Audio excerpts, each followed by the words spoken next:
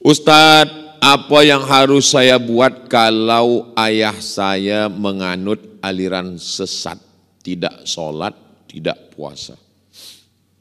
Ambil video-video Ustadz Somad boleh, Buya Yahya boleh, Datuk Mufti, ulama-ulama kita boleh, Ustadz Azhar Idrus, siapa ya? Kirim pada dia. Kalau kita bercakap, bukan berarti kalau kita dah mengaji, kita balik ke rumah, ayah duduk sini.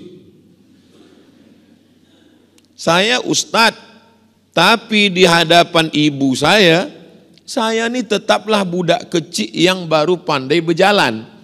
Sebab orang tua tidak pernah menengok anaknya besar.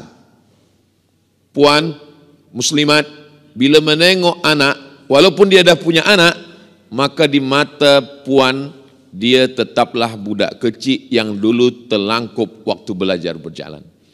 Jadi jangan cuba kita nak nasihatkan dia.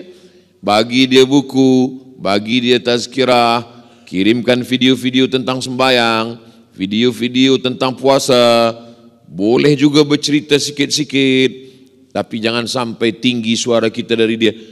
Kau jangan nak ajarkan aku bercakap, sebab yang mengajar engkau bercakap tu aku. Jadi ini ujian dari Allah Subhanahu Wa Taala.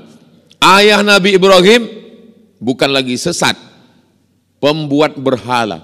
Semua berhala-berhala itu Azar yang membuat. Apa jawab Nabi Ibrahim? Lembut. Ya abati, wahai ayahku, aku akan memintakan ampun kepada Allah atas dosa-dosamu. Nah, jadi tetap usaha. Ad-doa silahul mu'min. Ada yang lebih hebat lagi daripada tazkirah. Doa. Sembahyang malam, tahajud, solat hajat, supaya dapat hidayah ayah ini. Di sujud terakhir minta, jangan cakapkan di mulut, dalam hati. Ya Allah, bagikan dia hidayah. Bukakan pintu hatinya. Aliran sesat merata-rata. Ada yang mengaku Tuhan, ada yang tak nak sembayang, ada sembayang batin. Ayah tak sembayang, sembayang cukup batin saja.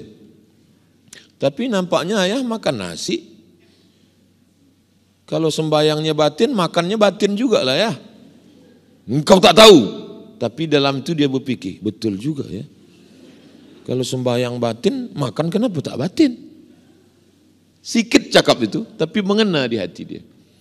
Saya banyak jumpa orang, taubatnya itu karena tidak pakai ayat. Jumpa saya seorang lelaki, saya ni dulu Ustaz orang tak baik, saya minum khamar, saya berjudi, saya berzina, saya buat haram. Kenapa Tuhan bertaubat? Bini saya bercakap 5 kata saja Ustaz. Bila abang nanti mati, macam mana? Lama saya menung. Saya tazkirah 1 jam belum tentu masuk ke hati orang. Dia cakap cuma 5. Bila abang nanti mati, macam mana? Sampai pukul 2 malam saya terfikir, Ustaz, macam mana kalau aku mati? Akhirnya saya bertaubat Ustaz. Jadi baru saya faham. Bukan masalah ayatnya, bukan masalah hadisnya, bukan masalah hebat bercakapnya, tapi dari mana cakap itu datang. Cakap yang dari hati akan ke hati juga masuknya. Cakap yang dari mulut akan ke mulut juga sampainya. Mudah-mudahan yang saya sampaikan ini dari hati, masuk ke hati kita semua. Puan sampaikan ke anak-anak, menantu, menjadi amal jariah.